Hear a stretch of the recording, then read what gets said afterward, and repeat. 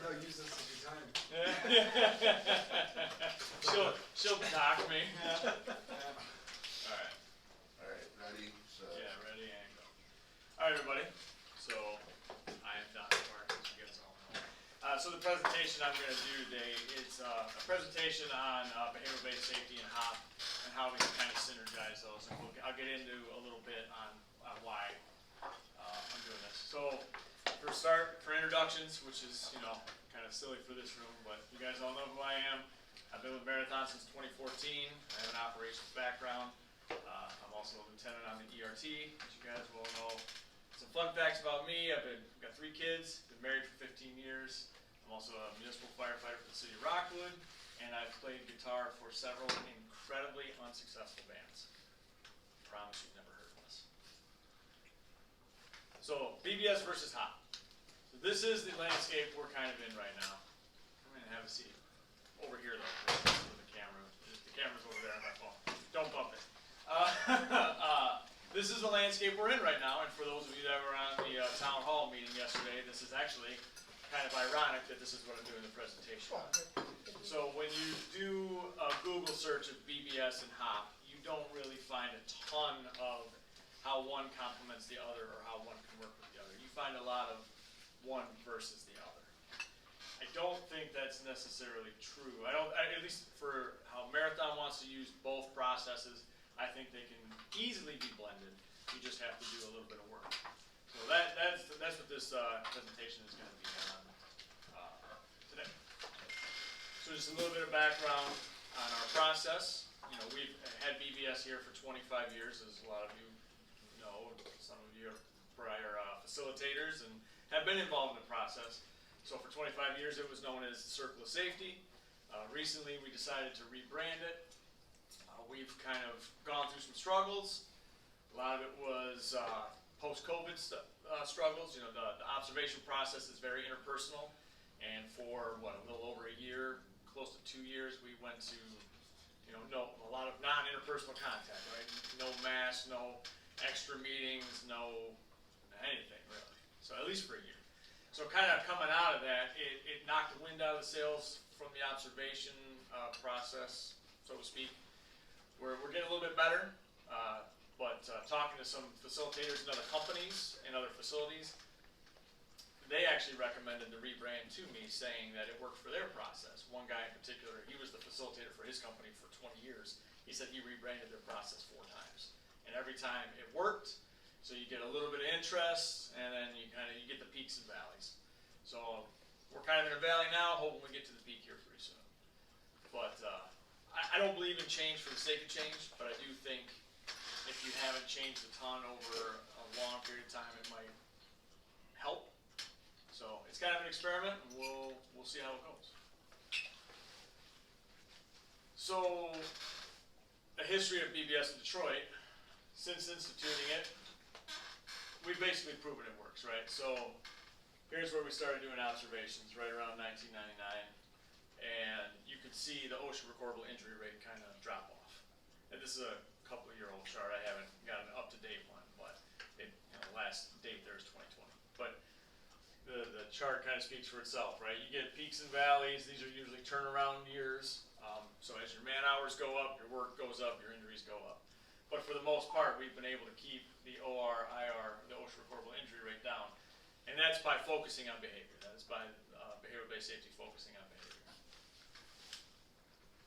This is just another version of that, basically showing our OR, IR in regard to the industry standard. So your industry standard injury rate is here. Here's Marathon Detroit. So we've historically stayed below.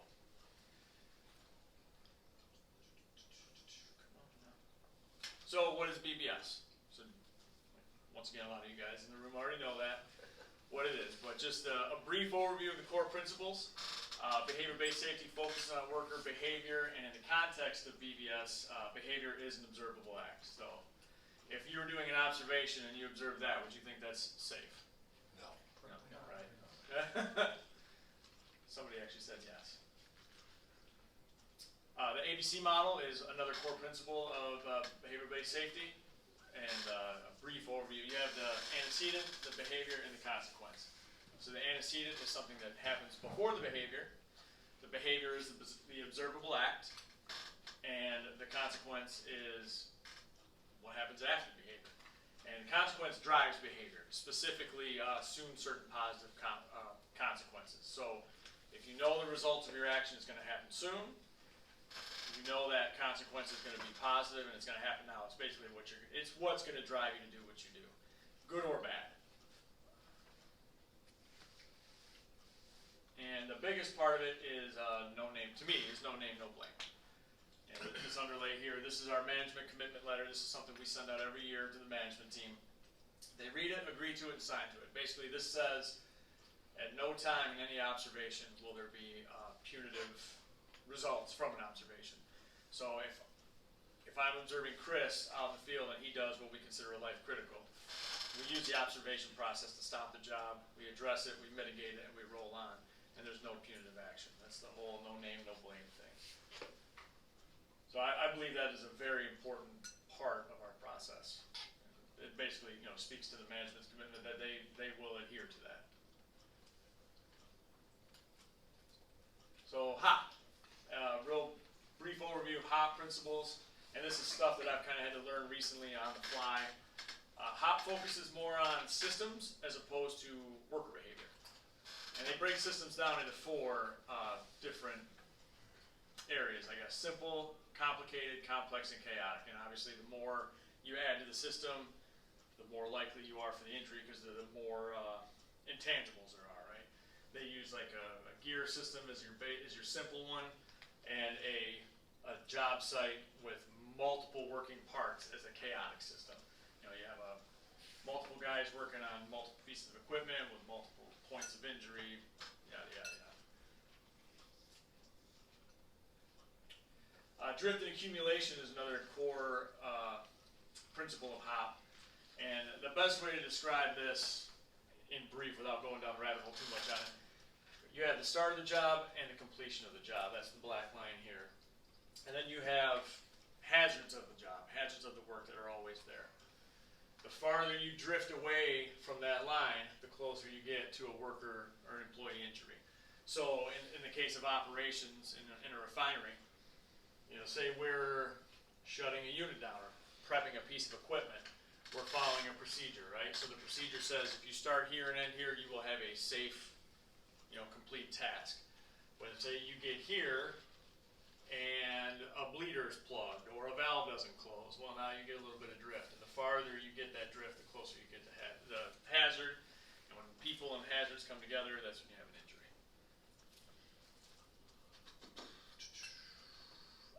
HOP also shifts the thinking from who failed to what failed, and that kind of reinforces that they're looking more at systems than they are at people. HOP uses what you guys have heard now, I'm sure you've heard it in ops by now, is the HOP learning team. So they assign X amount of people to this learning team, and they almost try to reverse engineer an incident or an injury to see if they can figure out what truly is the cause of it. Because basically what HOP is saying is people are going to get hurt. Humans make mistakes, people are going to get hurt. So take the focus off the human, put it on the hazard or the system, and you can kind of therefore almost reverse engineer it and figure out how to prevent it in the future. So it's not a terrible system, it's just different than what we do in BBS. So there are 2 philosophies, but they both have the same goal, right? Every safety philosophy ultimately has the same goal. Nobody wants to get hurt, and everybody tries to go home with all their pieces and parts at the end of the day. So both BBS and HOP attempt to isolate an aspect of safety and address it, but neither one of these operate in a vacuum. They're both kind of interrelated, or they both can be interrelated. So going back to what I said, everybody's saying it's BBS versus HOP. You can make these 2 systems work together, and I'll show you here in a little bit. And for those of us that have been around, you remember the barrier removal team. Yeah. It's basically, to me, HOP is the new generation of the barrier removal team. So true safety excellence can benefit from any program or process working together. It doesn't have to be one or the other, it can be multiple. And hence the DNA strand and the safety's in our DNA. I tried to sell that, I don't know if they bought it or not. So here's the process similarity, right? So you have BBS and HOP. There's a lot of similarities here. It's just worded different. So BBS says no name, no blame. HOP says blame, waste, resources. So they're basically saying the same thing. Consequences influence behavior. Consequences drive behavior. They're focusing on different aspects of it, but they're still talking about consequences and how behavior is influenced. BBS collects data to learn. HOP uses learning, and they say learning is vital. We share data with leadership and safety. Leaders' response matters, and both of these incidents, or both of these processes, live in the accident iceberg. And I didn't put the accident iceberg up there, but you know the metaphor of an iceberg, right? What you see is above the surface, and in the aspect of safety, everybody starts focusing on something when someone gets hurt or there's a fatality, when really it was under the underlying circumstances is what led up to that. So BBS lives in that realm of you can call it the Heinrich's triangle or the accident iceberg. So yeah, so basically there's a lot of similarities in these two processes. So instead of saying this one works better than this one, I think they both work fine. You just have to figure out how you get them to work together. It is incredibly hot in here. So this is what we already do. BBS, recently we have started, so the safety department has the near-miss program, they have the near-miss good catch program, and they use fast audits. Recently, the BBS office has started getting near-miss data just live with the safety department, which is something we never did before. So now I can see the near misses coming in, and I can take that data and say, oh, okay, we've got a bunch of stuff coming in. We can target observations at that. Where before I heard about the near miss data in our daily download meetings, or when they brought it up in safety meetings. We've also started using so our adaptive software is where we trend our data. We're now live feeding it to Power BI, which is what the safety department uses for their data. So in the past, the safety manager or a safety professional had to come to us and say, hey, give me your top 3, or show me what's trending. And it was always kind of, our data to us was live because we're out there having the conversations and we're doing the observations. But as far as the safety department was concerned, it was kind of lagging. Now it's not. So these guys, like when you're doing your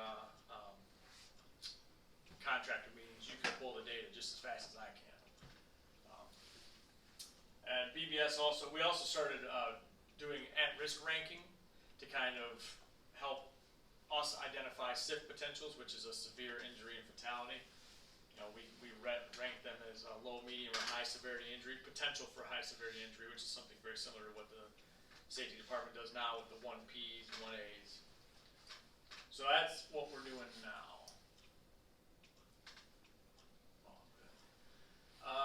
So we can use both philosophy strengths and approaches to allow each to maximize their strength to the fullest potential. BBS's strength has always been and always will be the conversation out in the field, the observation. You get on-the-spot feedback, you can make on-the-spot corrections with a lot of behavior. And HOP strength is obviously the systematic breakdown that affects the worker. And I'm going to get into how that's going to work. And basically, we're going to show you right now how we're going to synergize it. So we have 3 types of behavior: enabled, difficult, and non-enabled. That's how we rank our behaviors in BBS. So an enabled behavior is well within the control of the employee. So a real generic example is face mask. So I do an observation on Frank. He's doing a task out in the field that requires a face mask. And I notice he's not wearing it. I say, hey Frank, why aren't you wearing your face mask? He says, I don't want it. It's uncomfortable and I think they're stupid. Well, that's an enabled behavior. Now, if he tells me, I know I need to wear one, but my boss told me I got to get this job done now, and there's no face mask here, I have to go halfway across the plant to get it. That's difficult. And actually, that scenario might kind of border between the two. A non-enabled, it's a little unrealistic for what we deal with here, but if I asked him why he didn't have a face mask, and he said, oh, we are completely out of them in the plant. Nobody has a face mask, but I got to get this job done now. That would be a non-enabled. So if we started seeing stuff like that trend, that non-enabled would trigger what they call a HOP team assessment. So this flow chart is not the ramblings or a manifesto of a madman. This isn't the movie Seven, I promise. So we have BBS observations. We have enabled, difficult, and non-enabled. So for the enabled, difficult, our observations as far as BBS observations, we can mitigate risk for a lot of those. And then we trend that data, and then the safety department looks at that data, and they might decide to do a fast audit on it. But either way, a lot of that gets mitigated. Non-enableds, there's not much we can do in the field for observations, and there's truly nothing we can do about them at all, especially if it's like a systemic breakdown or something that's going to require an engineering fix. The sulfur loading arm is an example of that. We can't fix that with an observation. So right now, we would request a work order. We would request engineering to look at it, and we all know how that goes a lot of the time, right? So this is something that we could turn into a HOP learning team, which they're very focused on right now, and that would basically lead to reverse engineering and maybe putting some engineering, tech service money or whatever to get the system fixed and not the behavior. And this is going back to what I said earlier. This is basically, we would use a HOP learning team like the old barrier removal team, which was something, Stu, I know you're familiar with it. We haven't had, in my tenure as the facilitator, we have not had a barrier removal team. This would be the replacement for that. So from June 15th, basically in the last calendar year, we've had almost 800 observations, most of them mitigated during the observation. 22 of those were not enabled, and some of those were routine tasks or repeat tasks. The railcar, sulfur railcar loading is a perfect example. Someone kept doing observations on that and writing up non-enabled at-risk behaviors, and lo and behold, we had an injury. Now, whether that injury can be fixed by a HOP team or not, I don't think so, just because I know the circumstances of it. But that would have been a perfect example to tackle maybe early on. So, our BBS process is evolving, I think, I hope. And I think through real-time data sharing and synchronization with other safety philosophies like HOP, if we use them together, we can improve our process through prevention and prediction. And I got a little gear spinning. And that's it. So, thank you guys for sitting through my ramblings. And I hit 17 on the dot. I believe.